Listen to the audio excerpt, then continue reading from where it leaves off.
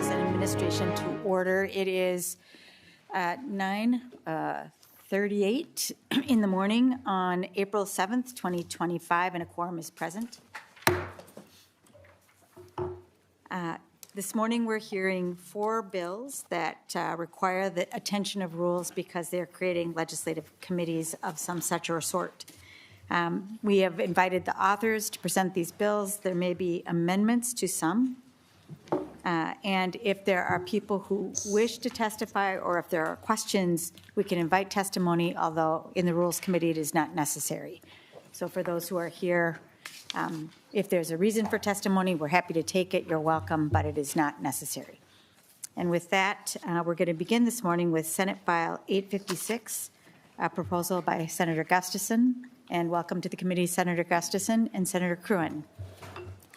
Thank you, Madam Chair and members of the committee. I'm here to present Senate File 856. It's a bill to establish an independent office of the Inspector General in Minnesota. The bill is about restoring public trust, safeguarding taxpayer dollars, and ensuring that state programs are working with integrity and transparency. Senate File 856 creates a nonpartisan Inspector General who operates independently of the executive branch and is empowered to investigate fraud and misuse across all state agencies and publicly funded programs, with specific focus on providers and recipients of public funds. The office will have the tools to independently investigate fraud and misuse, issue reports, recommend legislative changes, make public requests to freeze funding, and refer cases to law enforcement when needed. This is not about duplicating efforts. It's about strengthening accountability. The Inspector General will work alongside existing oversight bodies like the Legislative Auditor, Attorney General, and state agencies, and will help ensure that every dollar we allocate is used for its intended purpose. With recent concerns about public funds being misused, Minnesotans are demanding real oversight, and SF 856 provides that. I'd like to acknowledge the bipartisanship that this bill has exhibited from the very beginning. A big thank you to Senator Draheim, Senator Latz, Senator Putnam, and especially Senator Cruen for co-presenting with me today and in just about every other committee as well. Thank you very much. Welcome to the committee, Senator Cruen. Thank you, Madam Chair. Thank you, committee. Honored to be here to co-present Senate File 856, which establishes the Office of Inspector General. I think having an independent Office of Inspector General is critically important to combat fraud in Minnesota. I'm mostly here today to just help answer any questions that the committee has, and I look forward to the conversation. Thank you. Thank you, Senator Cruen and Senator Gustafson. Senator Gustafson, could you share with the committee what brings this bill to the Rules Committee today and what section we should be focusing on? Thank you, Madam Chair. So there is the Selection Committee, which establishes a new legislative board that would then select, or I'm sorry, help facilitate public hearings that would vet a potential Inspector General.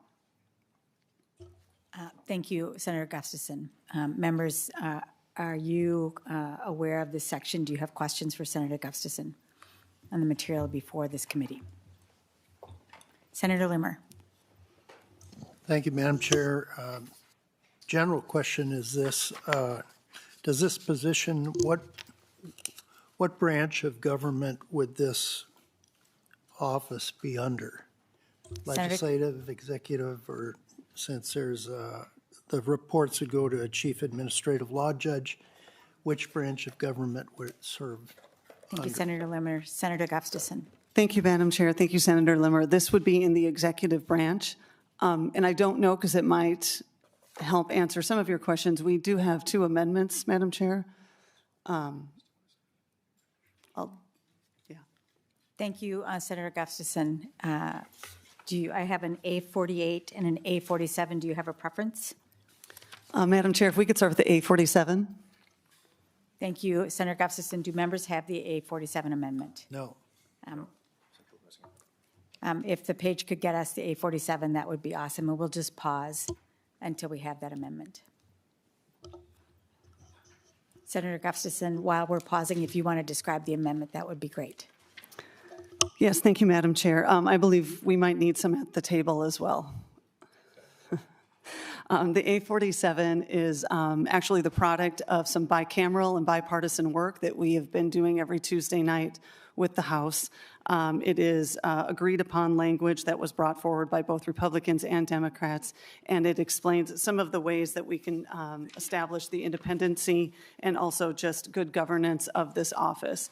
So it includes a conflict of interest, code of ethics, safeguards around making sure this office is nonpartisan, disclosure and removal pieces, as well as identification of a fraud reporting tool, and the roles of the legislative auditor, inspector general.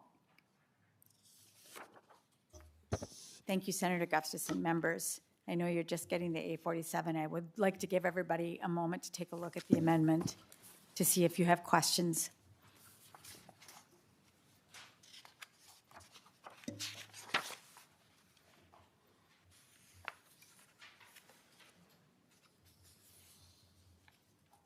Senator Pappas.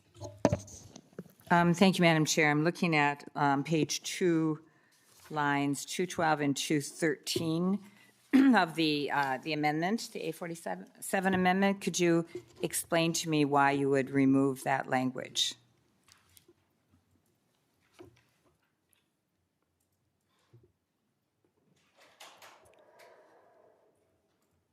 Thank you, Madam Chair, and thank you, Senator Pappas. The language being removed, except when to do so would knowingly impede or otherwise interfere with ongoing criminal investigation, I believe is in an effort to make it non-duplicative with other agencies that would be taking care of the law enforcement piece.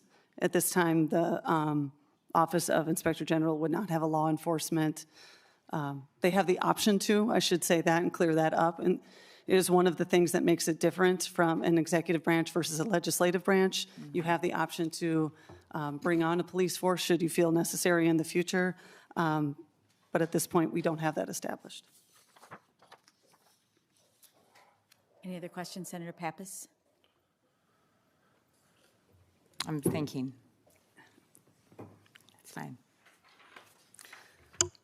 Any questions, members?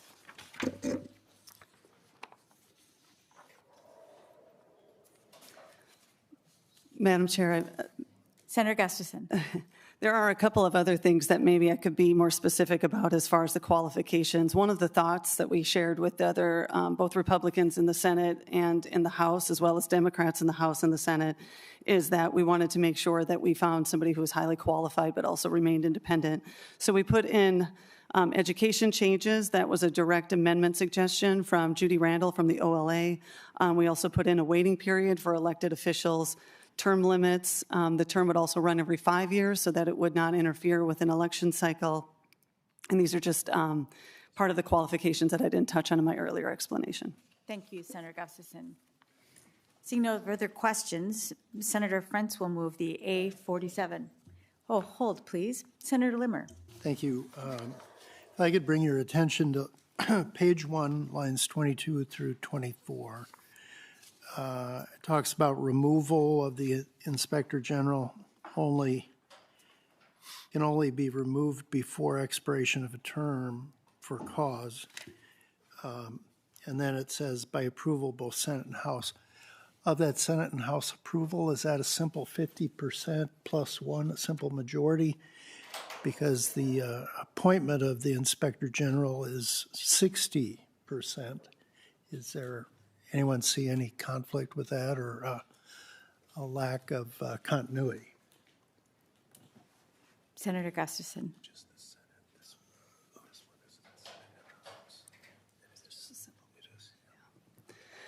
Thank you, Madam Chair, and thank you, Senator Limmer. This one would be a simple majority in both the House and the Senate.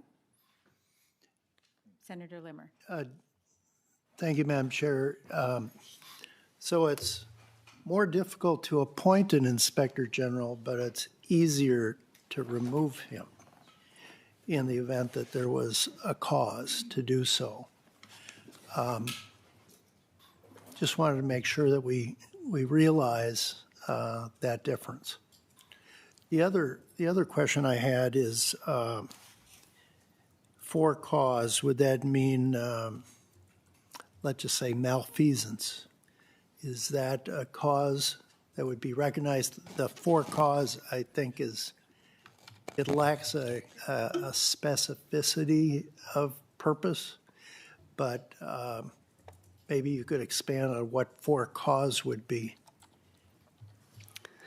Thank you, Madam Chair. Thank you, Senator Limmer. I think that that's really up to the discretion, but for cause would have to be something fairly severe. And then I would imagine legislative branch would do a public hearing, but it would have to go to the vote, and they at that point would decide if that cause was relevant or not to removal. Senator Limmer. Madam Chair, you know, I kind of relate this to the Legislative Audit Commission or the auditor himself. Legislative auditor is a product of the legislature, and I haven't exercised this analysis, but I believe it is an instrument of the legislature. And is that how one would remove a legislative auditor at the same time? Is this language borrowed from that established position? Madam Chair, it's Senator Limmer. It's not borrowed from the OLA. I guess I am actually not familiar with how an OLA or legislative auditor would be removed. You are correct, though. The legislative auditor is obviously part of the legislative branch, and it's an office established there. This would be different in a way that it does do some of the what would make the OIG different in as far as what you're talking about with executive versus legislative branch is their ability to investigate. They're also more focused on providers and recipients instead of agency-wide trends. While the OLA has some of the same powers and duties, for instance, the ability to recommend legislation or to issue a subpoena, this takes on a more proactive approach to making sure that any misuse of taxpayer dollars can be stopped at an earlier point versus a legislative report down the road. Thank you. Thank you, Senator Limmer. Senator Pappas. Madam Chair, I'm just wondering if Ms. Stengel could give us a better definition of cause. That does seem to me to be kind of broad. And also, I think that Senator Limmer has made a good point about consistency with 60% to appoint someone. Maybe it should be 60% to remove. I hope you consider that, but let's talk about cause first. Thank you, Senator Pappas. Ms. Stengel. Thank you, Madam Chair and members. My colleague, Ms. James, very helpfully just emailed me the statute about the legislative auditor, which isn't directly relevant to your question.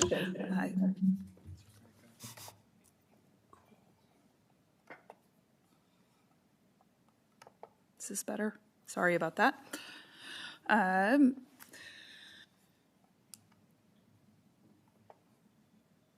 The legislative auditor may not be removed from office before the expiration of term. It has the same language except for cause after a public hearing. So the term isn't defined further in that statute either. And unfortunately, I don't have a better definition for you at this point in time on what removal for cause means. I can work with some others in my office to get some additional information for the committee on what that means. Madam Chair, Pappas. and then just wondered if the authors would think a little bit more about the 60%. Madam Chair. Senator Cruen. Thank you, Madam Chair. And to Senator Limmer and Senator Pappas's point on that, I wouldn't necessarily characterize it as it being easier to remove because you have both bodies, the House and the Senate, that would have to vote to remove, whereas for confirmation, the House is not part of that process, but there is the heightened vote requirement. So I wouldn't characterize it as easier, but if consistency is something that is important to the committee, that is something that we could talk about and maybe align, have a 3/5 in the Senate for removal and remove the House from that consideration as well. I'm not sure if that was negotiated in the bicameral discussions. So if it wasn't, then, well, we could just do this in the Senate on both directions if that's something that the committee would prefer to do, and the chief author, of course.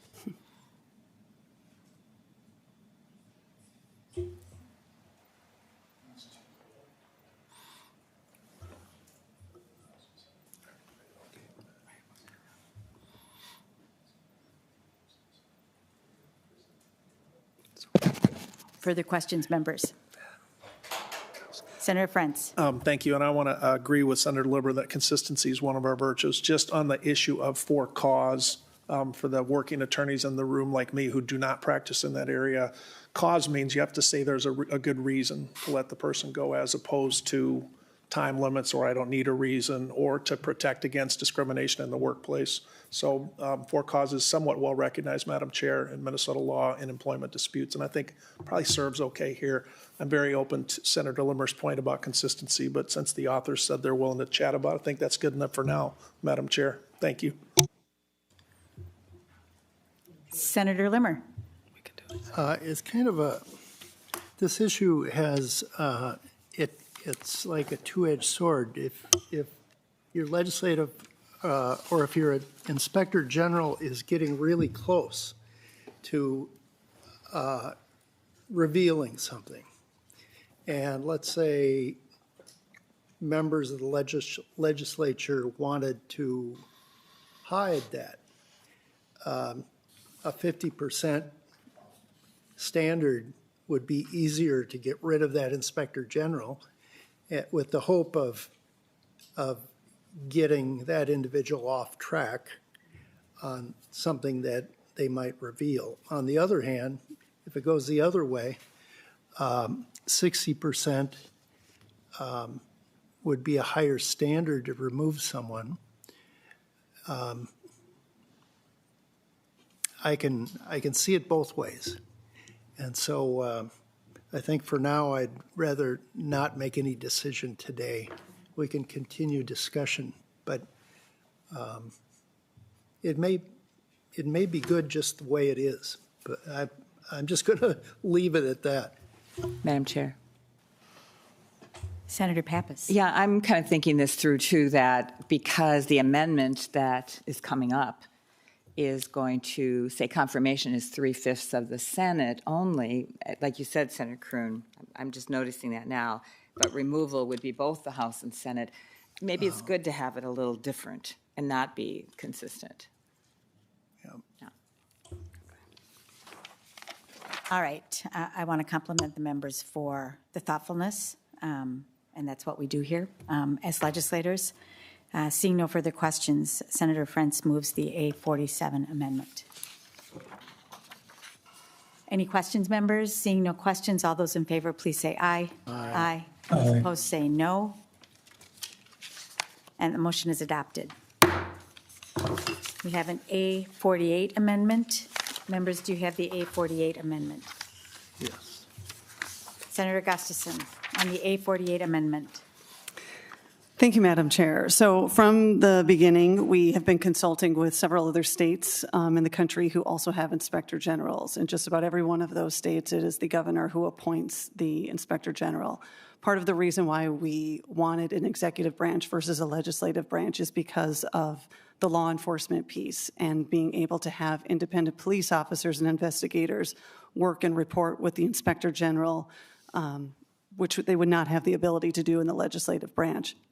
In the legislative branch, the OIG tends to look more like the OLA, and we wanted something that was different, that will work with the OLA, but operates in a fashion that is more independent and separate from an already existing legislative branch. But the police and the investigative forces were probably the thing that had the most consensus and provided us with that independent investigation pieces that we were really looking for. It also removes some of the fears that we had about making this an office that would end up being partisan. We want this to be as much of a nonpartisan office as possible. We do not want an OIG to be seen as somebody who is on a witch hunt or going after somebody based on political motivations. And ensuring that it be independent, one of the ways was to keep it at the executive branch. But we were aware that we needed a creative solution so that we could find some of the executive branch that did not involve a direct appointee from the governor. Again, in the spirit of keeping things independent. So when we developed the selection committee, which makes the process goes, and this is relevant to rules, that 8 members, 2 from each party, from each chamber, are on a panel where they will vet and conduct public hearings on eligible candidates. It is after that point, after those public hearings, they will convene and decide which recommended candidates should go forward.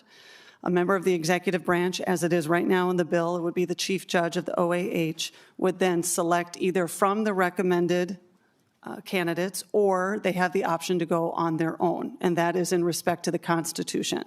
But again, the safeguard there would be a 3/5 confirmation from the Senate. So going outside of the recommendation is a possibility and is allowed, but would probably receive quite a few questions.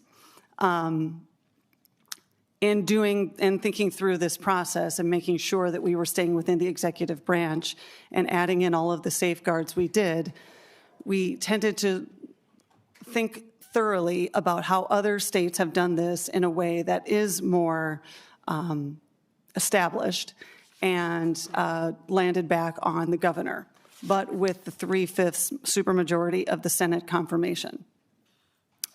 Same process. Candidates would be recommended bipartisan, in a bipartisan fashion. Those bipartisan recommended candidates that were recommended by both chambers and both parties would then go before the governor, whoever that governor may be, and they have the option to either choose from those or go out on their own, knowing that if they go out on their own, they would still need to have 3/5 of the Senate confirmation. That's the amendment. Madam Chair.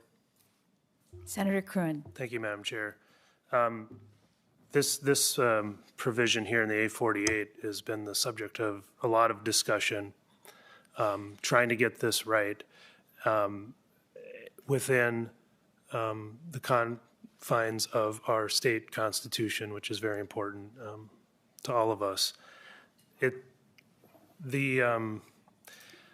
would say that the way that the bill is currently drafted with the OAH and the recommended candidates from the Legislative Commission probably is constitutional, but it's coming pretty close to a line. And so the last thing we want to do is to be right up on that line and to have this possibly be litigated and have some doubt about it. So this, I think, amendment removes that doubt. And it does allow the governor to go outside of the recommended candidates, but the safeguard is the 3/5 confirmation vote from the Senate. And if the governor doesn't appoint from one of the recommended candidates, it logically would follow that it would be more difficult probably to get that 3/5 vote. I think that's the compromise that what we were doing. The one concern I still have about the A48, and I might need council's help with this, is that I think it's very important that this particular appointee is not confirmed through the new law that we passed, that if the Senate doesn't take it up within 90 days, that the position is automatically confirmed. I think the A48 could benefit from having a notwithstanding oral amendment to it, whatever that statute is, so that the Senate must bring this name forward for confirmation, and there must be an affirmative 3/5 vote for this person to be selected. Thank you. Thank you, Senator Cruen. Members, are there questions on the A48? Senator Limmer. Sorry to be a little chatty this morning, Madam Chair. Your but, chattiness is welcome, Senator Limmer. I see that the Inspector General will serve at a 5-year term, and that means that it would be staggered over different executive branch terms of office, which I like to see. In looking at the A48 amendment, Senator Cruen, did I infer that if we limited a governor appointment to the recommendations of the legislature, that would somehow be unconstitutional? Senator Cruen. Thank you, Madam Chair. Thank you, Senator Limmer. I'm not necessarily saying that would be unconstitutional. I'm saying we would be in uncharted territory. I don't believe any other state does that. I don't believe any other appointment does that. It could very well be constitutional, but there is at least an argument there. And so with the A48, it kind of removes that argument because the governor would be the person selecting the person with the other constraints we have. So this is a compromise amendment that we've thought through quite a bit and weighed all the varying perspectives. I think there's good policy positions on each side of this, or all sides. It's not just two. There's other ways that it could be done too. But this is where we landed on that is the most constitutionally sound, but also will, we think, result in the most independent of selection for the Office of Inspector General. Madam Chair. Senator Limmer. In my years of being here in legislative service, I've seen where the number of commissions that we have seem to lean heavily toward the executive branch making appointments. Oftentimes, the majority of commissions are appointed by the executive branch. Despite the fact that those very same commissions are created by the legislature, they're instruments that we have made, we seem to blindly trust whoever is in the executive branch and give them the majority control on commissions, and some of them even have the ability to change law. So in this case, a governor can consider recommended candidates that we might make, but totally ignore the recommendations we make, and then hope for a 3/5 confirmation vote. I just think that giving executive branch a better position at selection is something that we should be cautious about. And I'm not sure if one, for example, if one said from recommendations from the legislature rather than after consideration of, that way the legislature is giving the selection of X number of candidates to the governor. We now are involved in it a little bit more, and when he makes that selection, then we can go back to the Senate to get the full confirmation from the body. It's just an observation that I've made over the years. We give a lot of power to the executive branch when it's our instruments that we've made. It would have been better on those commissions to maybe have more of a shared membership selection process. But that's another debate for another day. But nevertheless, I'm just bringing it up. It seems like we're giving an executive branch just a little bit more power than maybe we intended. Thank you, Senator Limmer. Senator Pappas. Thank you, Madam Chair. I just was going through all the examples I could think of where we don't do that, Senator Limmer. Like, for example, the LCC chooses their own staff. The Pension Commission chooses their own staff. The CAP Board chooses their own staff. I think the LCMR chooses their own staff. So I think there's lots of examples. To me, the difference here is that they have actually decided to place this office in the executive branch. So then it makes sense that it be appointed by the executive. But because we have really a tradition of confirming commissioners, then I think it makes sense to do the Senate confirmation. And because this is a kind of a special situation that should kind of be like above partisanship, as you mentioned, I think that's the 3/5 threshold then. Senator Limmer. The only difference, Senator Pappas, that you brought up is you were talking about staff. We're talking about the appointment of the Inspector General. But he's the staff person, though. Well, is he a staff member when we're trying to make him an independent office? Well, we're splitting hairs here, but nevertheless, Senator Pappas and I have a long history of having robust debate, and so I know where this is going to end. So I'll just make my comments to posterity and leave it at that. Thank you. I'm done. Thank you, Senator Limino. Having tried once to draft an approach similar to this, it is really difficult, I think, to try and create the independence that you want within the confines. So I appreciate the hard work that both our members are doing here and the work of the authors on this legislation. Are there other questions? Senator Johnson.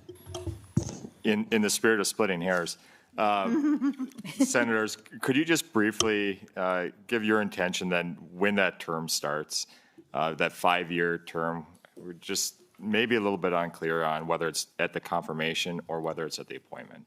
Thank you, Madam Chair. Senator Gustafson. Madam Chair and Senator Johnson, we have been to so many committees, and you were the first person to ask that, so it might take just a bit of digging. So good job. We'll just pause as you look for the answer to that question.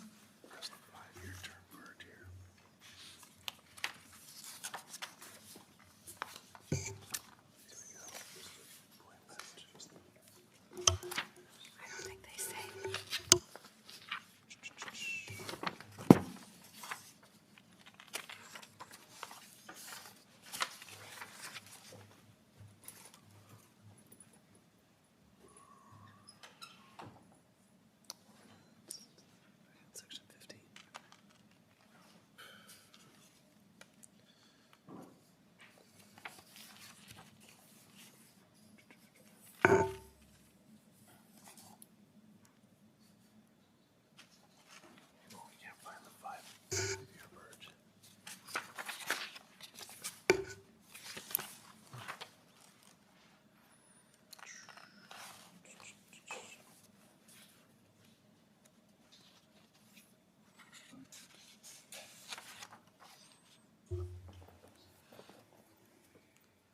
And perhaps it will be the case that this is a question that needs a little further understanding in the context of the legislation. Madam Chair, Senator Cruen. I think in the 7th engrossment, there was not a confirmation from the Senate. We have one. Madam Chair, page 14, the advisory commission starts. It says by December 31st, 2026, Office of Inspector General must enter into interagency. By the 31st, the Office of Inspector General must enter into interagency agreements. Those are the interagencies. And then, and now I lost it again, but it is January 1st of 2026 is the appointment of the OIG. Senator Johnson. Sorry, Madam Chair, and I would just say, if I'm reading that date wrong, council, please step in, but I believe that we have that as January 1st, 2026. Senator Johnson. Thank you, Madam Chair. And so, Senator Gustafson, the intention is that 5-year clock starts then on January 1st of 26. That would be kind of the intent of this. Okay. Thank you, Senator Johnson. Thank you, Madam Chair. Senator Pappas. Madam Chair, I just want to say that's pretty ambitious. I mean, this would not be as probably hard to get appointed as other commissions might be because they're just legislators. But then to work out the inter-AG agreements, do the interviews, that could be pretty ambitious to get somebody hired by then, by January 1st, 2026. It's less than a year. Just saying. Madam Chair. Senator Cruen. Thank you, Madam Chair. And to, I think what Senator Johnson's original question, the 5-year term is set forth in line 5.1 of the 7th engrossment. And we may need to do some, if the A48 is adopted, we may need to do some clarification, because it is 5 years, the way I read it, from the appointment. But if we are going to have a Senate confirmation through the A48, it may make some sense to tweak that language a little bit to make it clear that it's 5 years from confirmation, if that's what the committee thinks would be the best. I think that makes the most sense. So, Madam Chair. Senator Pappas. I think you should make it consistent with what happens now when the governor makes an appointment, is that the term starts when the commissioner is appointed, or it starts in the beginning of the year, the legislative year. So if you manage to get somebody hired by then and the Senate confirmed at some point, I mean, I think it'd be kind of awkward to hire somebody and then not let them start work until the Senate confirmed. Madam Chair. Senator Cruen. Thank you, Madam Chair. That is a logical way to do, and I think that's kind of how it would work with the existing bill. But if there was a desire from the committee to want to make a change to 5 years from confirmation, we'd have to tweak the language. But I think it works as is if that's the intent of the committee. Further questions on the A48 amendment? Madam Chair. Senator Cruen. I would reiterate, thank you, Madam Chair, and I'd reiterate that I do think it's important to add some language if anybody's interested in offering that with help from council to the A48. Some notwithstanding language, if it's the committee's will to do that, to make sure that there actually is a Senate confirmation and a vote, and that the person isn't appointed by passage of time. Throwing that out for consideration. Thank you, Senator Cruen. I'll turn to counsel, Ms. Stengel, who has been doing some work as we have been talking together. Ms. Stengel. Thank you, Madam Chair. The amendment would be to the A48 amendment on page 1, line 5, after the period. Insert the sentence, section 15.066, subdivision 3 does not apply.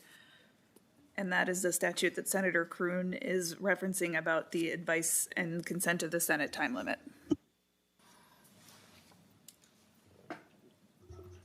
Members, do you have questions about the language or the intention? Senator Cruen or Senator Gustafson, do you have a reaction to Ms. Stengel's language? Madam Chair, I'm fine with that language. Senator Johnson, would you like to move this? Yes, Madam Chair, I would be happy to do that. If we could have Senate Council just kind of walk through the effect of that language. Thank you, Senator Johnson. Ms. Stengel, when you're ready. Thank you, Madam Chair and members. So that particular statute, as Senator Cruen mentioned, provides that if there is no action on confirmations, that they continue to serve. And so this would exempt that provision. So there would have to be confirmation of the OIG, the Inspector General. Madam Chair? Johnson.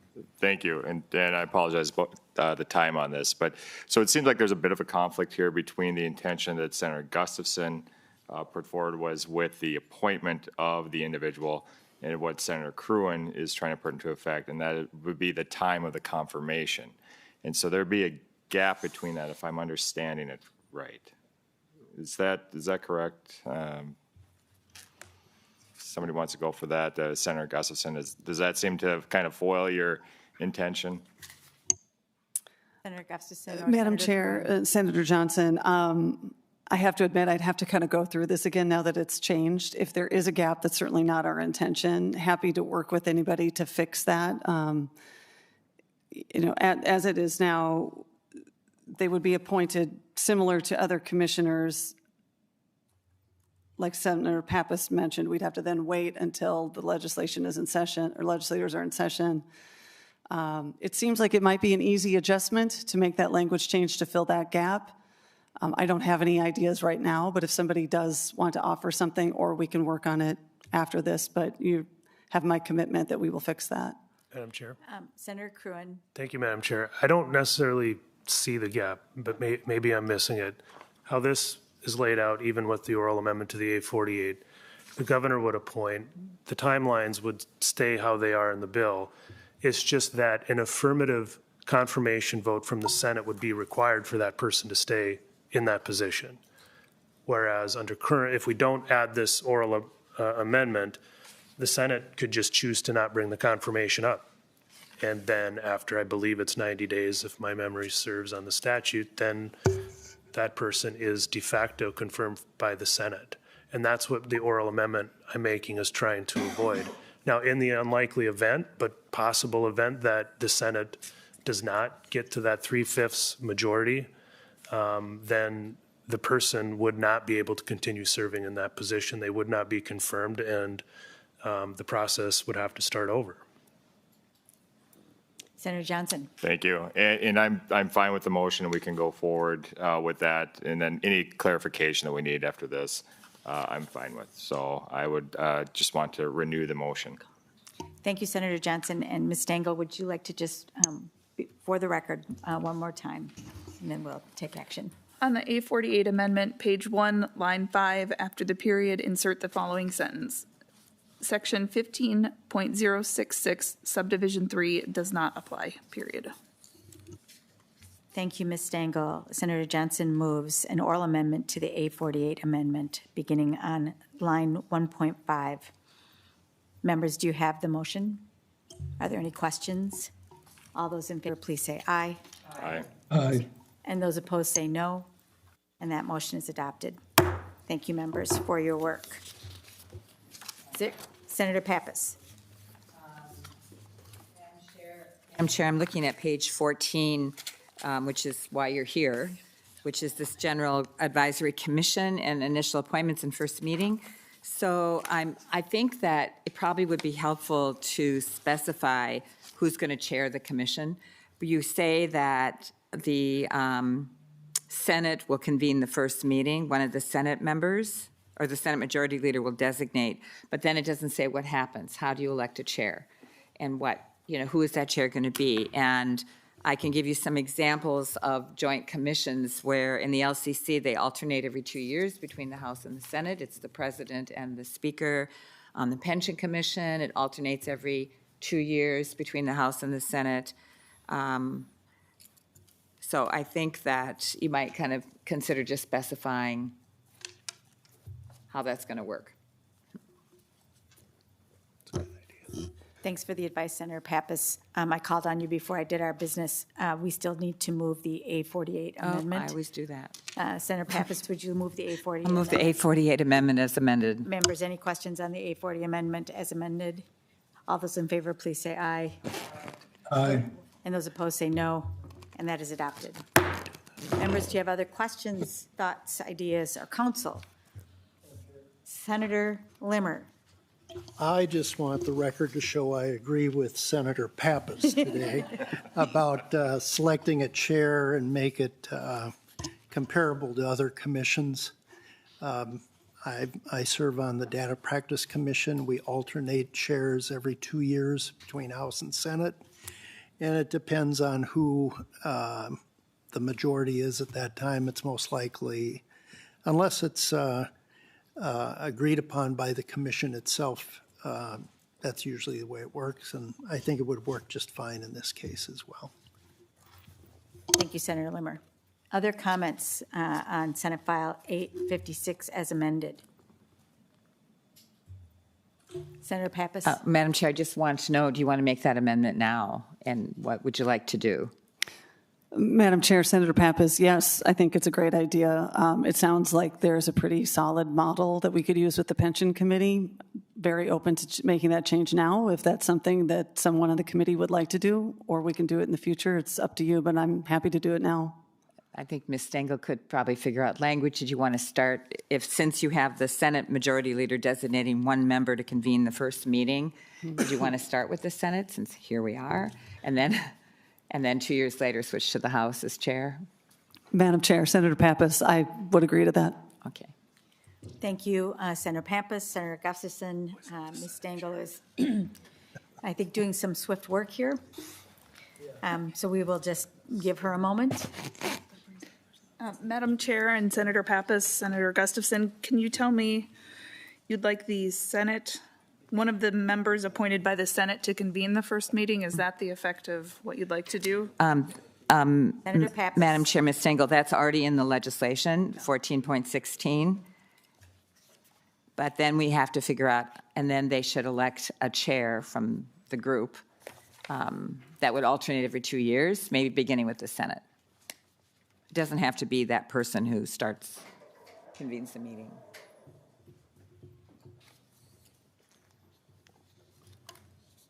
Senator Gustafson. No, thank you, Madam Chair. When you say, I guess my quick question is, when you say they have to elect, you're talking about that selection committee selects a chair, and it's, okay. All right, yeah, that sounds workable. Thank you.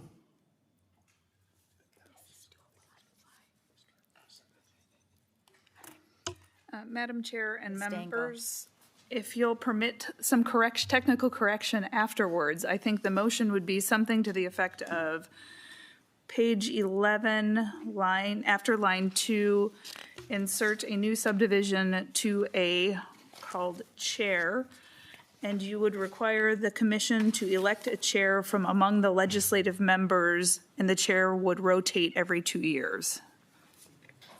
Then you want to say beginning with the Senate? Beginning with the Senate. Yeah, thank you. Is that the intent? And then we can work out the language afterwards? Is that? Okay. Yes, that's the intent. I'd move that. Senator Pappas makes an oral amendment on page 11, after line 2. And we understand the intent of the language as Ms. Stengel has described it, and there may be some perfecting of the language once we've adopted it. And I would ask Ms. Stengel to once more repeat the language so we are clear about what we're doing. Ms. Stengel. Thank you. On the bill itself, it would be on page 11, after line 2, inserting a new subdivision to be either subdivision 2A or a new subdivision 3 and renumbering. And the subdivision would be called chair. And the contents of that subdivision would be to require the commission to select a chair from the legislative members. The chair will rotate every 2 years, and it will be starting with a member selected by the Senate. Senator So Pappas. moved. Senator Pappas moves an oral amendment on page 11.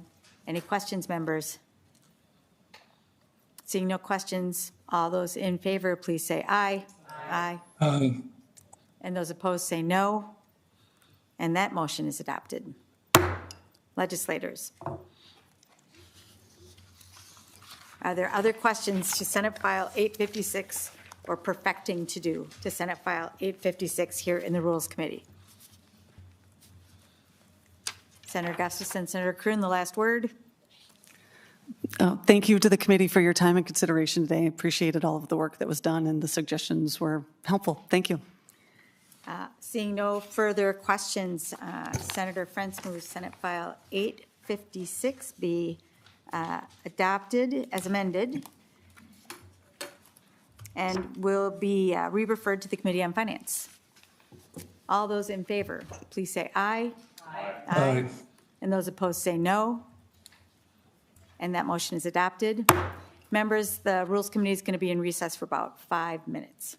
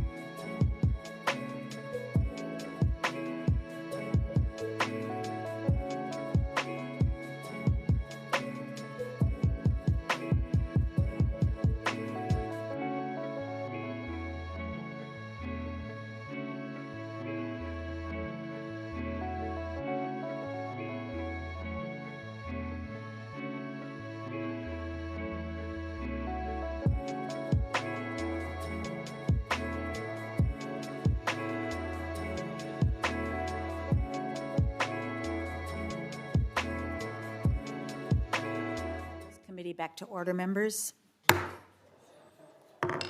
In your email, members, we have received communication from Senator Bobby Joe Champion, who is requesting an advisory opinion of the Ethics Committee. In order for him to make that request, he has to step aside from the chair of the Ethics Committee. And I'd like to take care of that business so this can proceed on Senator Champion's behalf. Senator Frentz. Thank you very much, Madam Chair. First of all, Madam Chair and staff, can I assume that members have seen a copy of the Committee on Rules Administration membership changes sheet? They have not. Okay. Are we passing that out now? It is going to be passed out now. Okay. This is all happening in Real time. actual real time. We received a letter while we have been in this hearing. Thank you, Madam Chair. Members, I move that the changes to the Subcommittee on Ethical Conduct on the sheet dated April 7th, 2025 be adopted. Members, the changes are essentially to remove Senator Champion from the subcommittee and add the name of Senator Pappas as the chair. And that would be my motion, Madam Chair. Thank you. Thank you, Senator Frentz. And as I mentioned, we have received this while we have been working on Senator Gustafson's bill, so we went into a brief recess so I could consult with Leader Johnson, and would ask members if they have questions before we take this vote. Senator Johnson. Thank you, Leader Murphy. Appreciate that. And based on some of the news articles that have come out over this past weekend, starting on Friday, I think this is a prudent move just to make sure that any investigation and any sort of ethics complaint that may be coming through the subcommittee, this would be handled in a very professional way. So I think that's a nice move to make, is to have, or the appropriate move to make is to have Senator Pappas on there. So I agree fully with the motion that's being made today. Thank you, Leader Johnson, and I appreciate the reference to the weekend. I think Senator Champion, in the communication he sent to us in his last paragraph, says, I maintain there was no conflict of interest. I'm sure this will be made public, but want to make sure that is on the record as well. Members, are there any other questions about the motion before us? Seeing no further questions, Senator Frentz moves that a change to the Subcommittee on Ethical Conduct as laid out in the handout that has been distributed to the committee that would remove Senator Bobby Joe Champion as the chair of the Subcommittee on Ethical Conduct and replace Sandy Pappas as the chair of that subcommittee. Seeing no further discussion, all those in favor, please say aye. Aye. And those opposed say no. And that motion is adopted. I appreciate everybody's quick and thoughtful work on this. All right. We will move on to the next item before us on this agenda, which is taking up Senate File 1464, Senator Pa.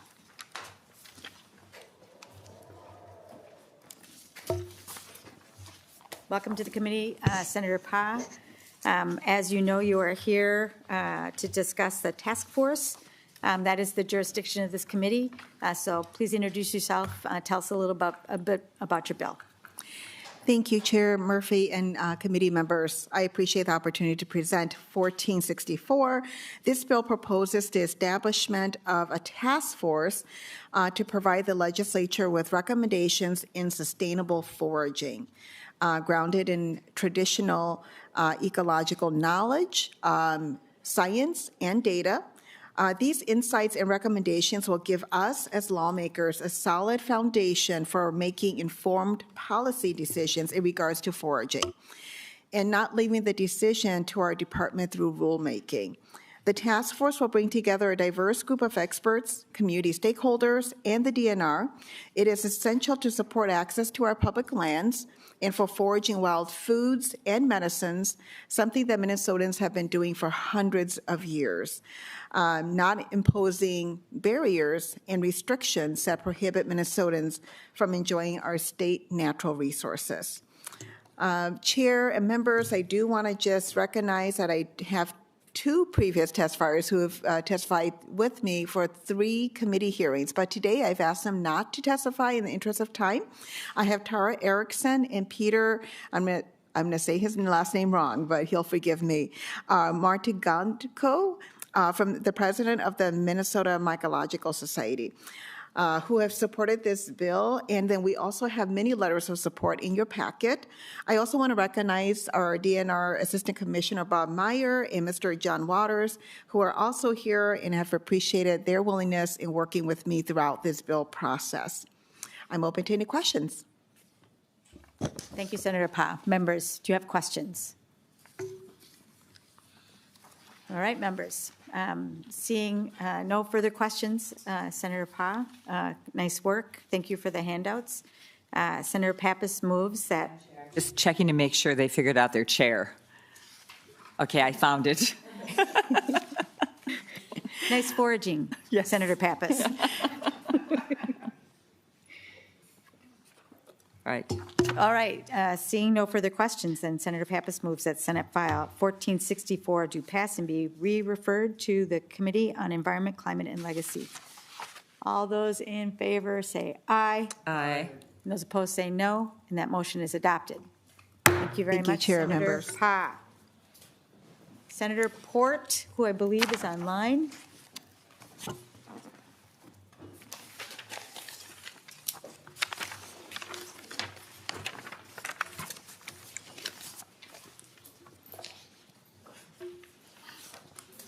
Out of task force. I don't want to serve on them.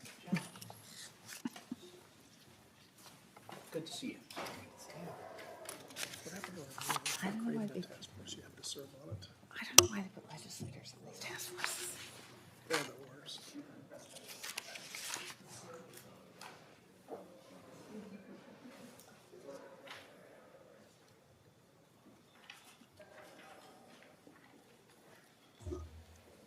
We are just awaiting Senator Port's image.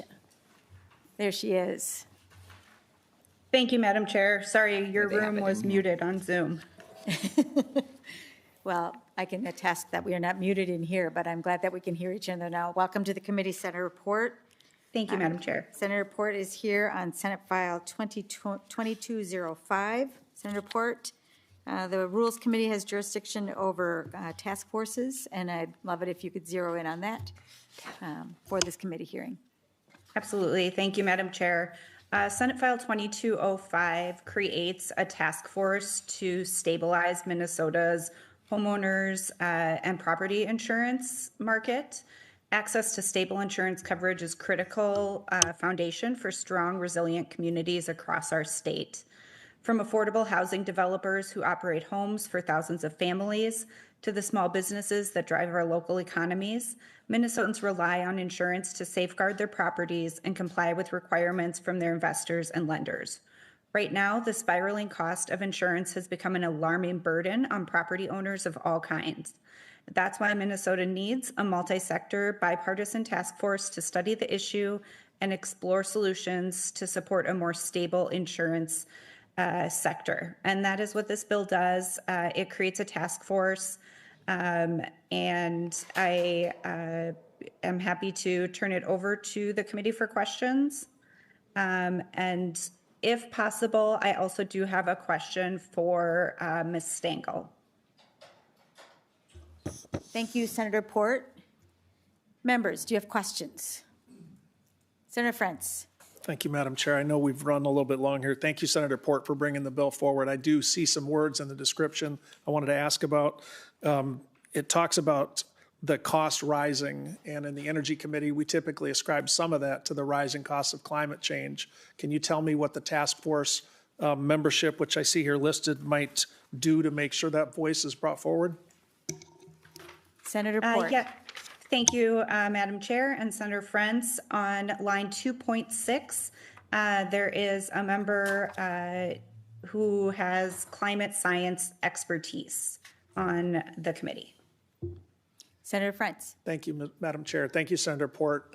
Probably goes without saying, we're watching a fairly substantial impact on insurance rates in Florida and California. And for those watching the state's general fund here in Minnesota, both those states now have a direct general fund hit from state-supported insurance programs. So I applaud your work on insurance. I think what you're going to find is that there are some things Mother Nature's doing that are affecting the cost of these. look forward to hearing more and how that informs our choices on the way the state of Minnesota addresses climate change and hopefully the country and the world too. Thanks, Madam Chair. Thanks, Senator Port. Thank you, Senator Frentz. Members, other questions or comments? Senator Limmer. Thank you, Madam Chair. Just like previous discussions about the appointment of a chair and/or co-chairs, lines 3.4 through 3.6 recognizes that the task force must elect a chair or a co-chair, but it says nothing about alternating that chairmanship from one chamber to another. So I would suggest council make an amendment to recognize the alternating of chair positions every 2 years Thank you, Senator Limmer. between House and Senate appointments. Madam Chair. Senator Port. Thank you, Madam Chair. This is a one-time task force that once it completes its report, which is due February 15th, 2026, the task force does not stay in existence. So that's why we didn't put that in, because it wouldn't have that shift back and forth to another biennium. Thank you, Senator Port. Senator Limmer. Madam Chair, this is a rarity to have a commission do its work and be done. So I'll withdraw my suggestion.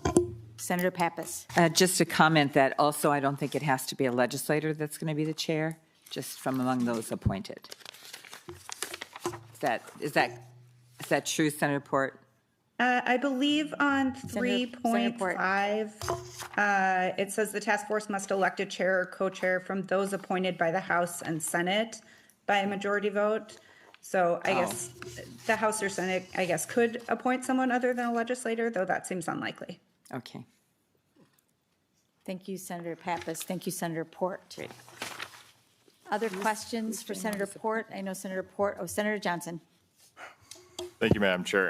And just a point of clarification on line 1.20. Could you describe what that organization is? I'm not familiar with that. Senator Port. Thank you, Madam Chair. There is, through the Commerce Department, a state-supported insurance program that is quite small, but is a potential, I guess, we could build off of it if we wanted, but it is currently quite small and really not very robust. It is an option for us to look at, though, to potentially expand that program to create sort of a catastrophic fund for folks who are self-insured. Senator Port, on line 1.20, it refers to the big, I think it's the Big I, Minnesota. Oh, I am on 2.20. I apologize. So I'm just wondering if you can share who the Big I, Minnesota is.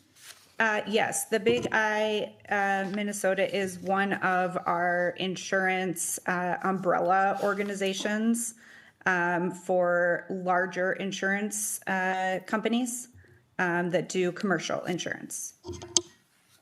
Thank you, Senator Port. Senator Pappas. Thank you, Madam Chair. And Senator Port, on line 2.6, who appoints the member with climate science expertise? Senator Port. Senator Pappas, that is an excellent question.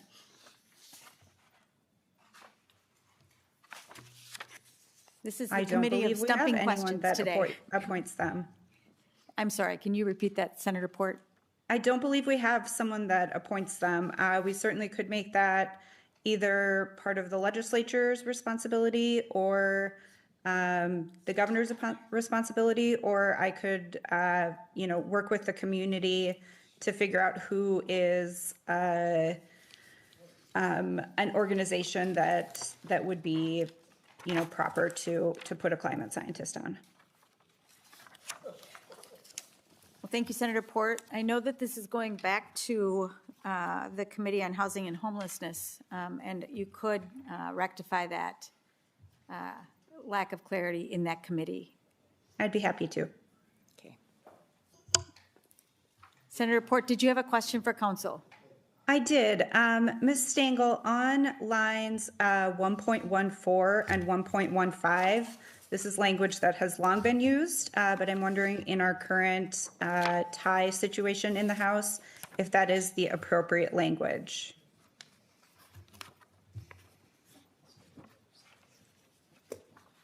Ms. Stengel.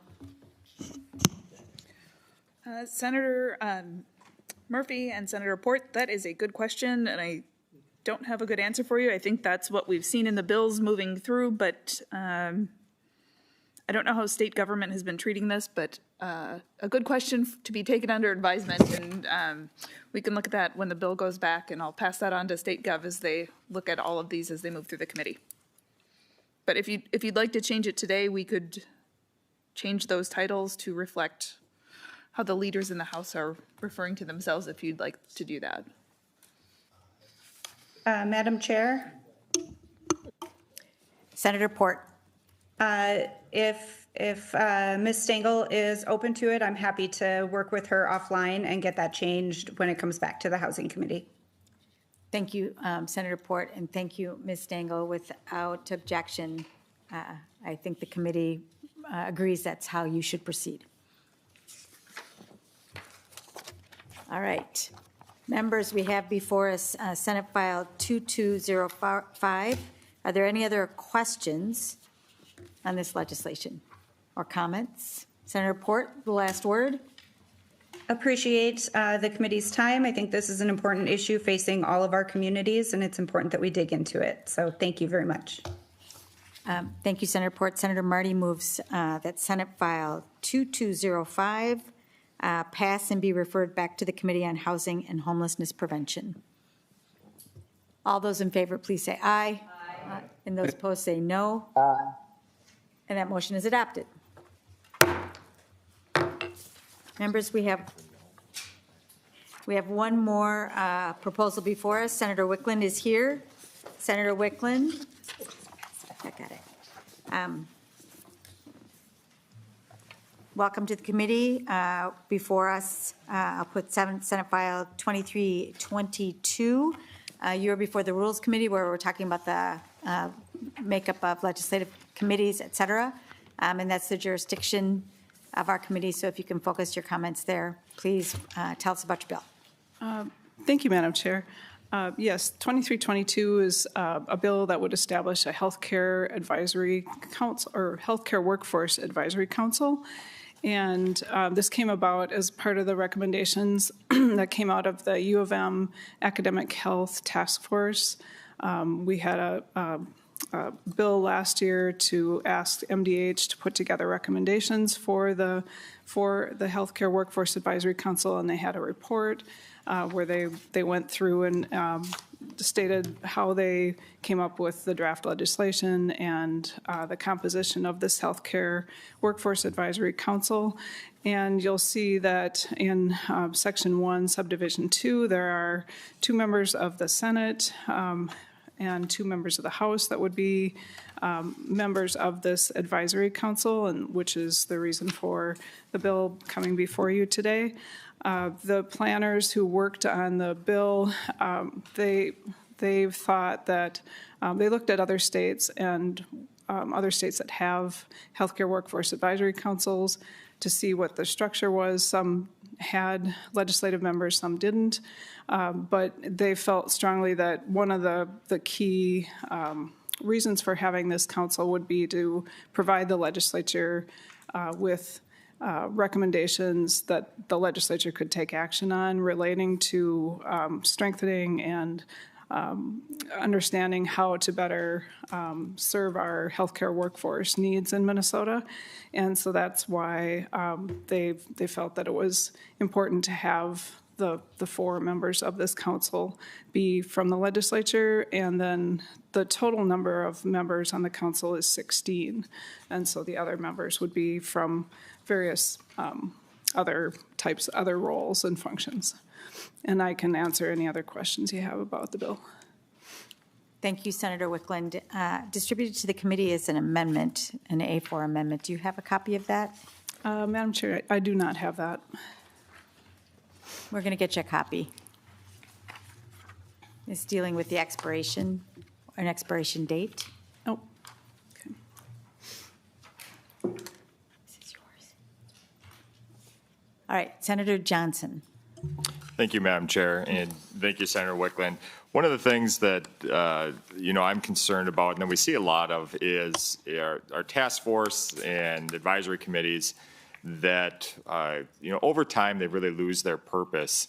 And we end up spending a lot of time appointing people to these task force and advisory committees, and yet we see very little effort that is done within them. And I think one thing that really does prompt some action is an expiration date on those advisory committees and task forces in a way that if they're not being utilized, I think it does save on both staff time and also effort from members and those appointed to those by just clearing the books of those advisory committees. However, if they come back and they can prove over and over again they've been meeting, they've been producing outcomes and reports that have some impact on our legislation, I think it's pretty important to maintain those as well, too. And that's where an expiration for these is pretty important. So that's all the A4 is a recommendation or a suggestion that this does have at some point an expiration. And at that point, we can either renew it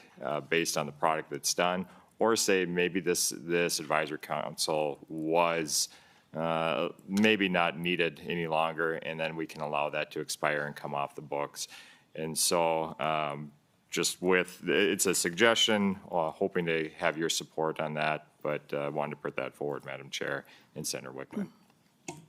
Thank you, Senator Johnson. Senator Wiklund? Madam Chair, Senator Johnson, well, I do agree with you that we do have councils or task force that may go on, and we don't necessarily know if they are continuing to provide substantial work product or feedback to the legislature. I would have a concern about an expiration date of the one that you've got in your amendment of January 1st, 2027. This Workforce Council is meant to be something that would not only consult and generate recommendations immediately on legislative recommendations, but it's also tasked with creating a workforce plan. And to me, that's sort of substantial work, and then to update the plan every 5 years. It's meant to be something that's a substantial work product that I don't think could be, the work necessary to establish the council and to do the work for 1 year, I think would be too little time for them to accomplish, a work plan and be able to get underway as a workforce council. So while I'm not opposed to an expiration date, I guess I am concerned about January 1st, 2027, because the way the bill is written right now, the first workforce plan is supposed to be delivered January 15th, 2027. So it really, I don't know, it would change the work of the council for that first year and kind of, I think, put maybe try and compress too much into just 1 year of activity. So I could, foresee looking at other possibilities for an expiration date, if that would be something you'd be open to. But I think this date is too close. Thank you, Senator Wiklund. Senator Johnson. Thank you, Madam Chair. And Senator Wiklund, you're very convincing. I am very open to having, if it benefits the purpose of this advisory committee, I'm very open to changing that date too as well. Do you have a recommendation of where you'd feel comfortable in moving some sort of a date forward? It's a little challenging, Madam Chair, Senator Johnson, to think about it just in the moment like this, but I would say probably either January 2028 or 29, I guess, would to me seem like a more reasonable time frame to give a council enough time to work for 2 or 3 years. Other states that have advisory councils like this, they're sort of an ongoing entity that the legislature and others in state government can consult with. So I would see at least having a 2-year or 3-year possibility would be, to me, more reasonable to really take advantage of what they would provide to us. Thank you, Senator Wiklund. Senator Johnson? Thank you, Madam Chair.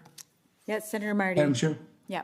Thank you. Yeah, I was going to say 1 year is way too short. I agree with Senator Johnson that we sometimes have these task forces stay on forever, but it often takes a full legislative session, if we're lucky, to extend the deadline. I'd suggest, if you want the deadline, to try 8 years out or so that we actually have it going and it won't just continue into perpetuity, but that, if they finish their work and they feel they don't need to do an updated report 5 years later, then we can get rid of it earlier. But I would suggest much longer, like 7, 8 years, if we're going to have a deadline in there. And I like deadlines for these. Thank you, Senator Marty. Senator Johnson? Thank you, Madam Chair. And I agree with Senator Marty. I think we do need a longer deadline after listening to the amount of work that this task force, or I'm sorry, the advisory council will have to undertake. So could we say something like 4-year timeline on this, and we come back and see what the work product is, and at that point we can extend it. At that, I'd be more than willing to make that change to my amendment if we can do that.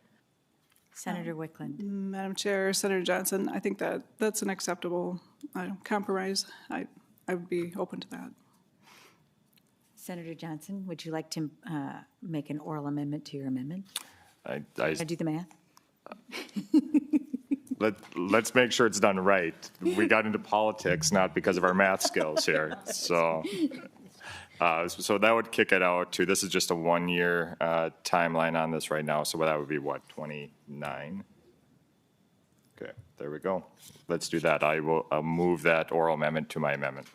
Senator Johnson moves an oral amendment to his amendment on line 1.2, changing 2027 to 2029. So moved. Any questions on the oral amendment? Seeing no questions, Senator Johnson moves an oral amendment. All those in favor, please say aye. Aye. Those opposed say no. And then we have the Johnson A4 amendment before us. Members, any questions on the A4? Seeing no questions, Senator Johnson moves the A4 amendment. All those in favor, please say aye. Aye. And those opposed say no. And that motion is adopted. We have before us Senate File 2205 as amended. Are there other questions or comments? Oh, I've got the wrong one in front of me. It's 2322. I am so sorry. I moved my paper. So we have before us Senate File 2322 as amended. Are there any other questions for Senator Wiklund? Senator Limmer? Madam Chair, would Senator Pappas yield? Senator Pappas? Senator Pappas, after reviewing this bill, do you think there's a need for the appointment process for a chair position on the advisory council? I don't see one in my reading. Madam Chair. Senator Wiklund? Madam Chair, Senator Limmer, I don't want to interrupt your questioning, but I do want to say that when Ms. James in the State Government Committee reviewed the bill, that was one of the recommendations she made. I wasn't able to incorporate all the recommendations she made to kind of reform the bill in state government. There were a number of things that we adjusted, but that one I don't think we included. Oh, no, it is. I'm sorry. It is on there. Is there? On line 3.2 and 3.3. 2.2? Yeah. Oh, I was thinking that maybe we hadn't incorporated, but that is in there. So, because she recommended that. I withdraw my question. Thank you, Senator Limmer. All right, seeing no further questions, Senator Pappas moves Senate File 2322 as amended to pass and be referred to the Committee on Health and Human Services. Seeing no questions, all those in favor, please say aye. Aye. And those opposed say no. And that motion is adopted. Thank you, Senator Wiklund. Thank you. And with that, members, the work before the Rules Committee is complete, and this meeting is adjourned.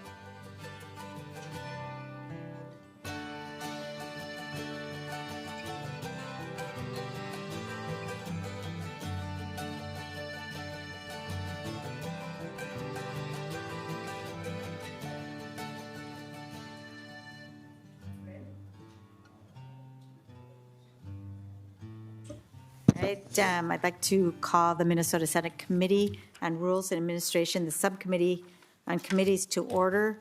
It is 10:02 on April 7th, 2025. Before us today, we have the appointments to the Metropolitan, the Legislative Commission on Metropolitan Government. There's a handout that's been distributed to the committee.